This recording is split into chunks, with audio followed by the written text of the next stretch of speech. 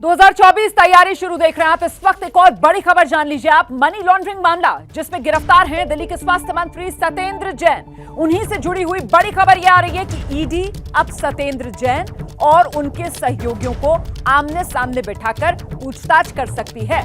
सत्येंद्र जैन के खिलाफ उन्हीं के करीबी बयान दे सकते हैं। रिश्वतखोरी के आरोप में बयान दे रहे हैं करीबी सत्येंद्र जैन के खिलाफ। ये जानकारी सामने आ रही है सूत्रों के हवाले से।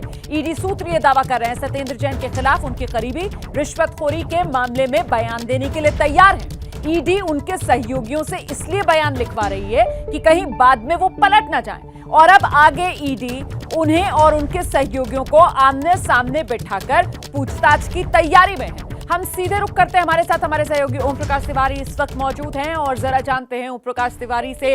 ओम प्रकाश, अभी तक सत्येंद्र जैन की तरफ से जो सबसे बड़ी सफाई दी जा रही थी वो यही कहा जा रहा था कि उनके घर से कुछ बरामद नहीं हुआ है, लेकिन अब अगर उन्हीं के करीबी उन्हीं के खिलाफ आकर गवाही देते हैं तो मतलब मुश्किल में सत्येंद्र जैन।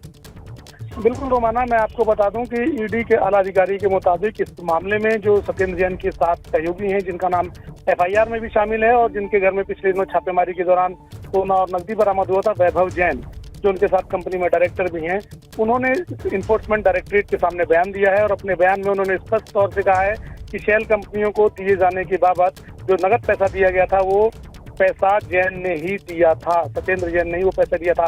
इसी तरह से उनके दूसरे साझेदार राजेंद्र सिंघल ईडी दस्तावेजों के मुताबिक उसने भी अपने बयानों में कहा है कि शेल कंपनियों को किस तरह से पैसा दिया जाना था।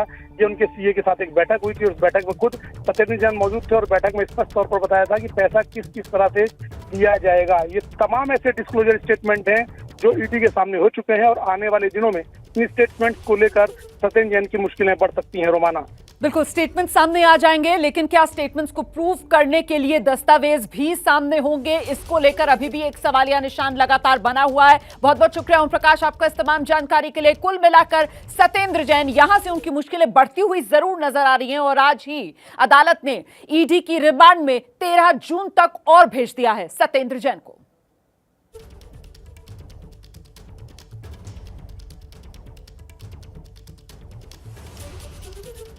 ईडी ने रेड भी किया था सर आपके घर पे। सर सोना मिलने की बात भी कही जा रही है आपके सहयोगियों से। झूठ बोलने कोई मेरा सहयोगी नहीं। कोर्ट में पेशी के लिए जाते हुए दिल्ली सरकार के मंत्री सत्येंद्र जैन भले ही बार बार खुद को बेकसूर बता रहे हों, कह रहे हों कि उनका कोई सहयोगी नहीं है, लेकिन प्रवर्तन निदेशालय यानी ईडी और कोर्ट जैन की दलीलों से संतुष्ट नहीं है।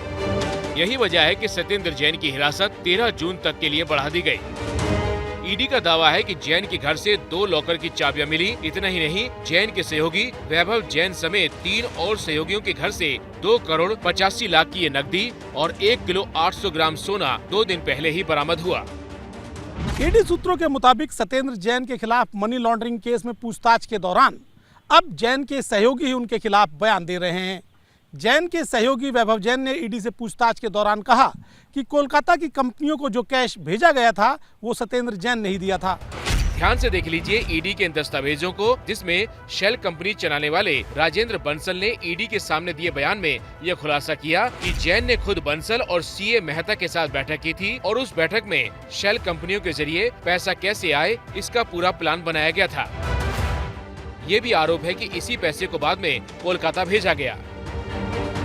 ईडी लगातार कह रही है कि इस मामले में जैन पूछताछ में सही तरीके से सहयोग नहीं कर रहे, इसीलिए कोर्ट से उन्होंने कुछ और दिन की कस्टडी मांगी।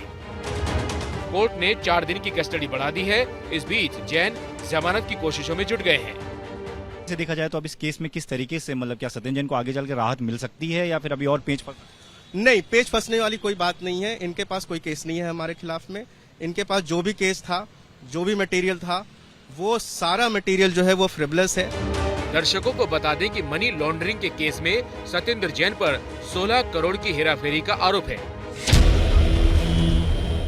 मामला बड़ा है, इसलिए ईडी लगातार जैन के सहयोगियों से पूछताछ और उनके ठिकानों पर छापेमारी कर रही है। सूत्रों के मुताबिक पूछताछ के दौरान ईडी अधिकारी सत्येंद्र जैन से खुद उनकी हैंडराइटिंग में सवालों के जवाब लिखवा रहे हैं, जिससे आने वाले समय में जैन अपने बयानों से मुकर न सकें। अब तक की जांच के दौरान यह भी पता चला है कि सत्येंद्र जैन और उनके सहयोगियों की कंपनियां कोई काम नहीं करती थी, लेकिन इसके बावजूद उनकी कंपनियों में कोलकाता की शेल कंपनियों के जरिए पैसा आया। आने वाले 4 दिनों में सत्येंद्र जैन से अनेक लोगों का आमना सामना कराया जा सकता है। उधर लगातार ईडी की हिरासत में चल रहे जैन को लेकर राजनीति भी गर्म है। बीजेपी केजरीवाल से सत्येंद्र जैन को बर्खास्त करने की मांग कर रही है, तो आम आदमी पार्टी उन्हें पाक साफ बता रही है कि वो दिल्ली के भ्रष्टाचारी मंत्री सत्येंद्र जैन को कब बर्खास्त करेंगे।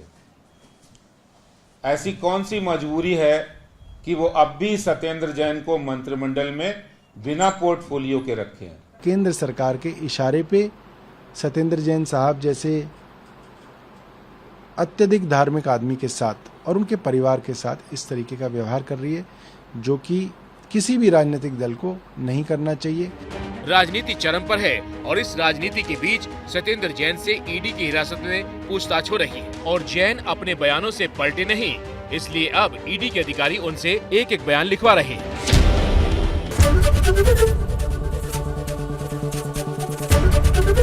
एबीपी न्यूज आपको रखे आगे।